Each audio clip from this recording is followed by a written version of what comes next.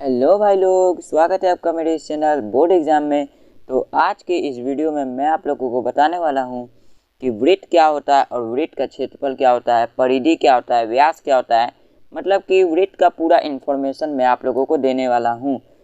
तो चलिए video start करते हैं। और अगर आपको ये वीडियो अच्छा लगे, आपको इस वीडियो से थोड़ी भी जानकारी मिले, तो हमारे चैनल को सब्सक्राइब कर लीजिएगा और इस वीडियो को लाइक कर लीजिएगा। तो चलिए वीडियो स्टार्ट करते हैं। तो सबसे पहले मैं वृत्त को आपको बताऊंगा अच्छे से, उसके बाद मैं इस पे आऊँगा। इस पर अभी आप गौर मत कीजिएगा, ठीक है। तो ये एक वृत्त है और इस वृत्त को मैंने केंद्र से मानकर खींचा है इस प्रकार से, ठीक है। तो ये जो केंद्र होता है इसको हम O कहते हैं, ठीक है। और इस केंद्र से वृत्त को, मतलब कि कोई इस केंद्र से वृत्त को, वृत्त तक जाती हुई एक रेखा, केंद्र से वृत्त तक जाती हुई रेखा क्या कहलाती है? त्रिज्या कहलाती है। त्रिज्या कहलाती है। त्रिज्या मतलब आर, ठीक है। और एक केंद्र से, मतलब कि वृत्त के एक केंद्र से दूसरे केंद्र तक, वृत्त के एक केंद्र से दूसरे केंद्र तक वृत्त के केंद्र को छूती हुई जाती हुई रेखा, मतलब कि वृत्त के वृत्त के एक बिंदु ए मान लीजिए और इसको बी मान लीजिए। तो ए से बी तक कोई रेखा जाए और केंद्र को छू के जाए, तो उस पूरे रेखा को हम क्या कहेंगे? पूरे रेखा को हम व्यास कहेंगे। व्यास मतलब डी, ठीक है, डी कहेंगे। तो इतना आप समझ गए।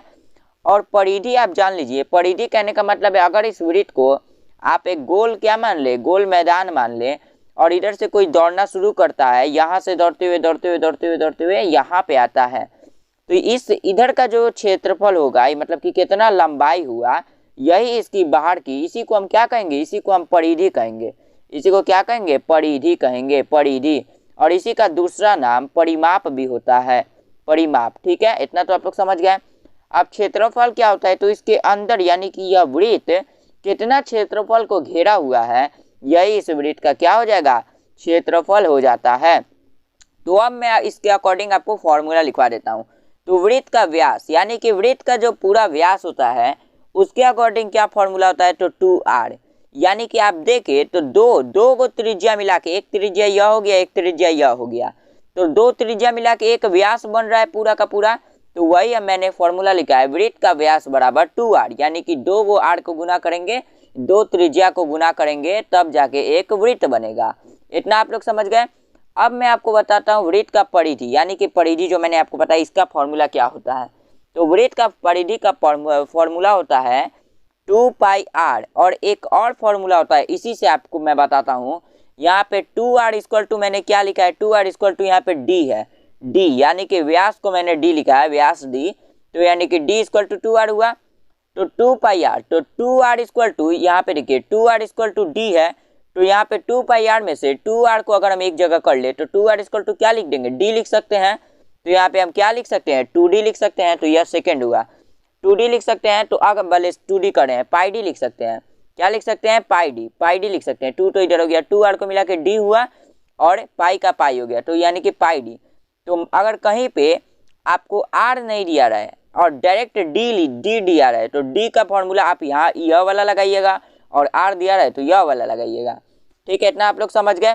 अब वृत्त का क्षेत्रफल, यह दो बार मैंने क्या लिखा है, इसको भी मैं आप लोगों को बता देता हूँ। पहला वृत्त का क्षेत्रफल आप लोग तो जानते होंगे, नहीं जानते तो देख लीजिए, पाई आर स्क्वायर। यह पाई आर स्क्वायर किसके लिए होता है? तो यह त्रिज्या के लिए होता है, त्रिज्या के लिए कहने का मतलब है, अगर मैंने एक वृत्त को बनाया, ठीक है, और इसका जो त्रिज्या है वह 6 सेंटीमीटर है, तो 6 सेंटीमीटर मान के मैंने यह वृत्त खींचा, तो इसका क्षेत्रफल के लिए यह फॉर्मूला लगेगा त्रिज्या के लिए, ठीक है, वृत्त का क्षेत्रफल निकालने के लिए।